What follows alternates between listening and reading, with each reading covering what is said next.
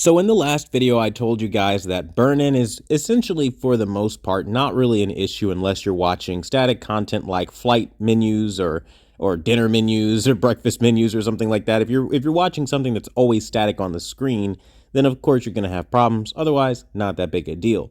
It kind of led a lot of people to thinking that like OLED is just flawless. It's always going to be better than LED. Hell, I even had one guy come onto the channel and say, just because it's organic it doesn't mean it's actually made of organic materials. I mean, like, people are like literally so stupid, and then tried to go on to this like backwater scientific explanation as to why. I don't have patience for stuff like that. But what I will do is kind of give you guys actual science as to the one reason LED and really QLED and all that stuff is actually better than OLED. Now, if you know about the OLED technology, you know one of the biggest challenges that they have is encapsulation. And an encapsulation of their electroluminescence material, basically what makes it self-emissive for the most part. I mean, it's that degradation over time from the exposure to oxygen and moisture that breaks down those organic compounds, organic materials, and it's that really is going to do it for you, because at the end of the day, you're going to run into things like dead pixels. You're going to run into things like lower peak brightness. After the more hours that you put on an OLED, the weaker it gets. So you're going to run into, obviously, dimming issues as time goes on.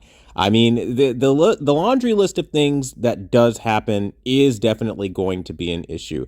Now, of course, there's scientific explanations that say that, it can generate blackout spots and you can run into a reduced area that is emitted, and therefore it will reduce your light output and stuff like that. But at the end of the day, all you really need to know is the fact that it's organic is going to affect everything. Now, supposedly with quantum dot OLED, they're able to use some new method of encapsulation, which in turn will allow them to be able to achieve higher levels of peak brightness, so the rumor goes, and will additionally allow OLEDs to consequently last longer.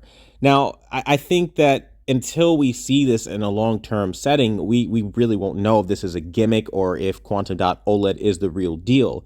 But right now, we know that there is technology that doesn't degrade like that, that doesn't have a weakness, if you will, to oxygen, moisture, just, regular aging of the world. And I think that's just the inorganic nature of an LED light. It burns out thousands and thousands and thousands of hours down the road, but at the end of the day, it is more reliable, even though it might not look as good for black levels, quotation mark around that, because when it's done correctly, it can be inky.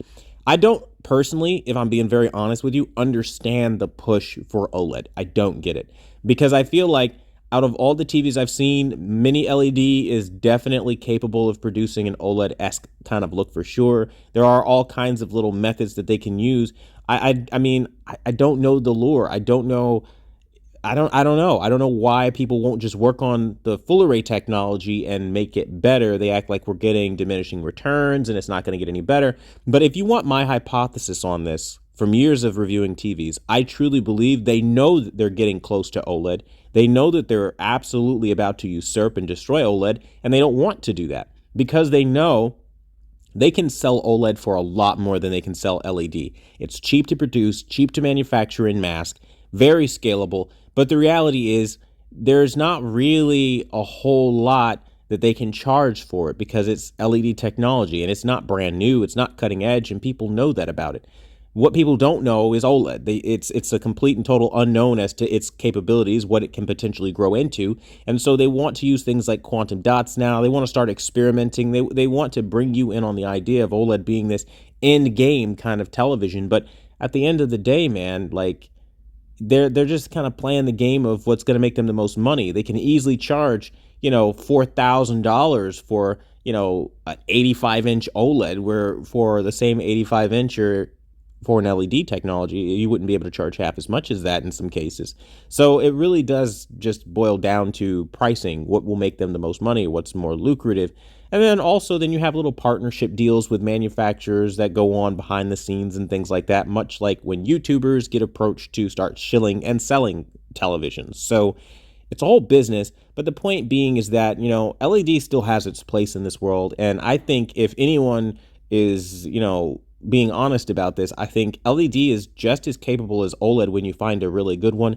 If you don't believe me, my Samsung Q8 FN videos are still up on this channel, and you can watch all of them. They are very capable TVs. But the point being this is that the real difference in LED versus OLED, and why you would maybe want to go LED versus OLED, is simply lifespan. You're not getting around the fact that right now OLEDs simply have a lower lifespan expectancy than what you'd have on an LED television. And for a lot of people, that's the deal breaker and where they walk away. Why are they going to spend thousands of dollars on something that definitely is being expected to last a lot less, not even half the lifespan of an LED television, and pretty much every case example that has been presented scientifically? So that's a question for some people. Now, for me personally, I frankly don't care. It could die out in 5 years. It wouldn't make a difference to me because I already own kick-ass LED TVs. But for your main TV, for your only TV that you're ever going to have, maybe you want it for 15, 20 years. It might not last that long. And I think for some people that like holding on to technology that long, that's something to weigh up. But for everybody else, most people usually, or at least are expected, I guess, to, cycle out your TV every 5 years, every 6 years, so often. So, I mean, at the end of the day, I don't really know how this is going to play out in the long term. There aren't any long-term OLEDs that have been around for 15 years yet that we can say, you've been around 15 years, you still rock, and test the peak brightness to make sure it's still there. You're not losing light output, things like that. There are a bunch of shit. There's so much, a bunch of shit that goes into it. But my point being is, simply put, LED absolutely has a place. And if you don't choose OLED, you don't have to. It's not like one or the other. You got to remember this. You're the consumer, and ultimately, you can pick for yourself. Don't just let these manufacturers sell you whatever you want, or these YouTubers sell you whatever you want. Hell, myself included. I might love my C1 and think it's the best TV in 2021, and I absolutely recommend you get one. But if you know for yourself that you really have no interest in an OLED, that's okay too. And I think that's something that we should be bringing into the conversation. Choice is everything. Thanks for watching the #1 brand in honesty. And until the next video, I'll see you guys later.